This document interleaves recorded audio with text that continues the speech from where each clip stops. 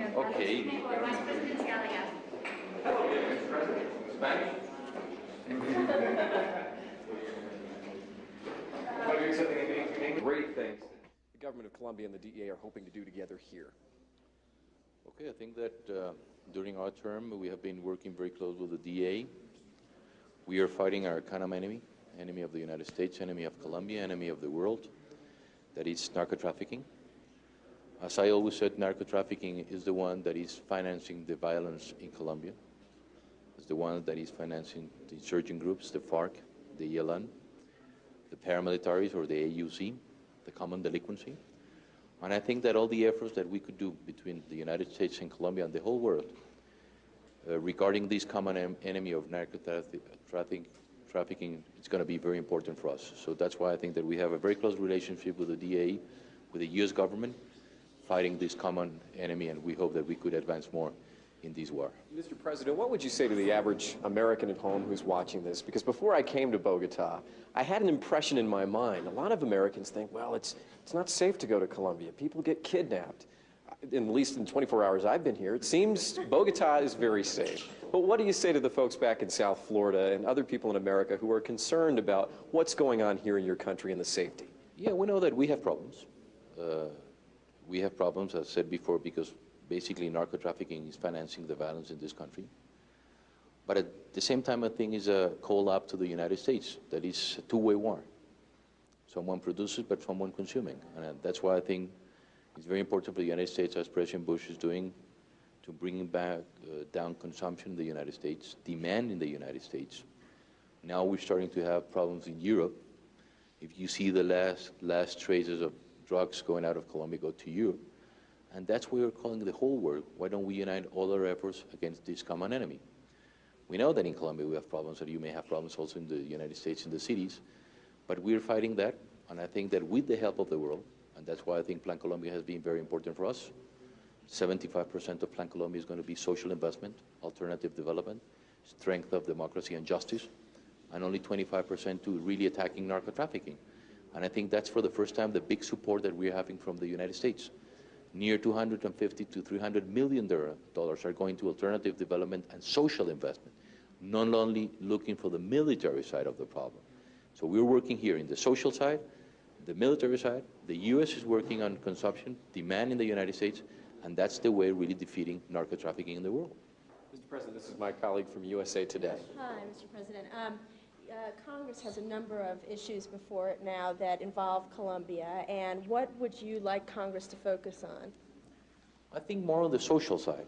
We're working now on the military side, but I think the social side is very important for us, because if we are going to fight narco-trafficking, the first thing we have to do is giving alternative development to the peasants of this country.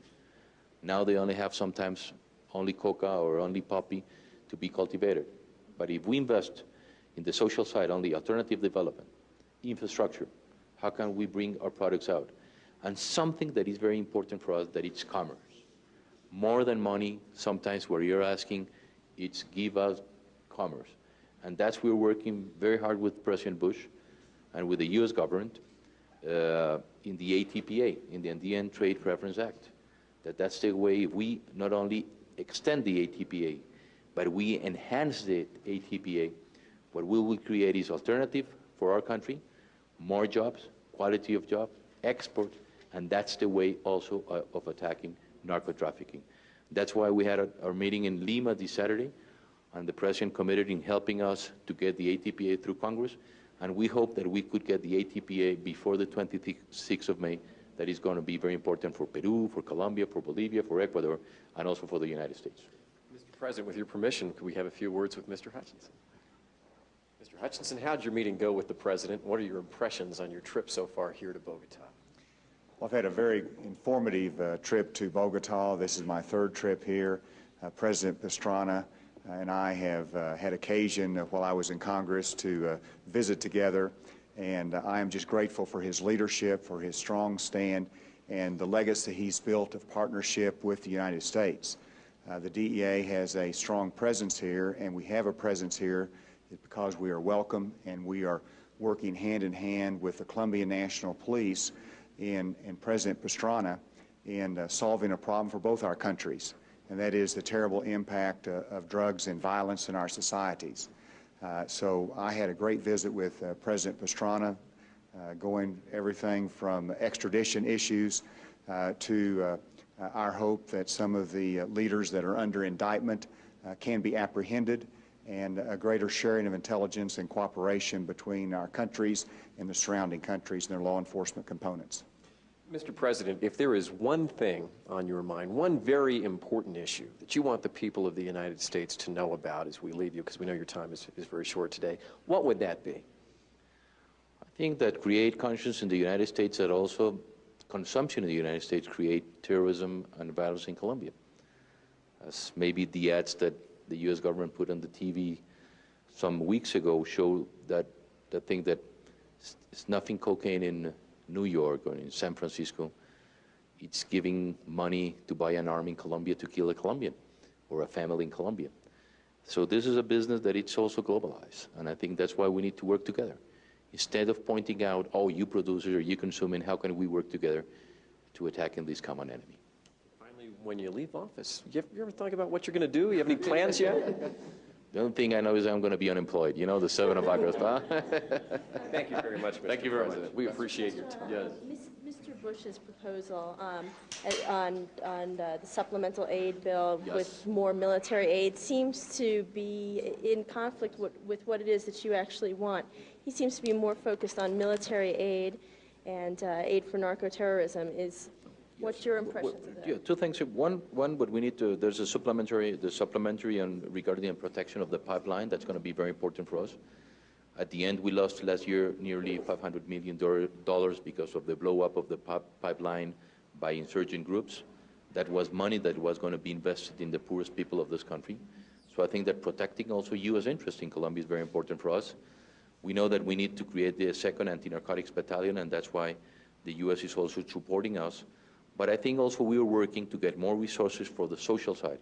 And the most important thing for us is ATPA, more than resources for the social side given by the U.S. as donations or grants.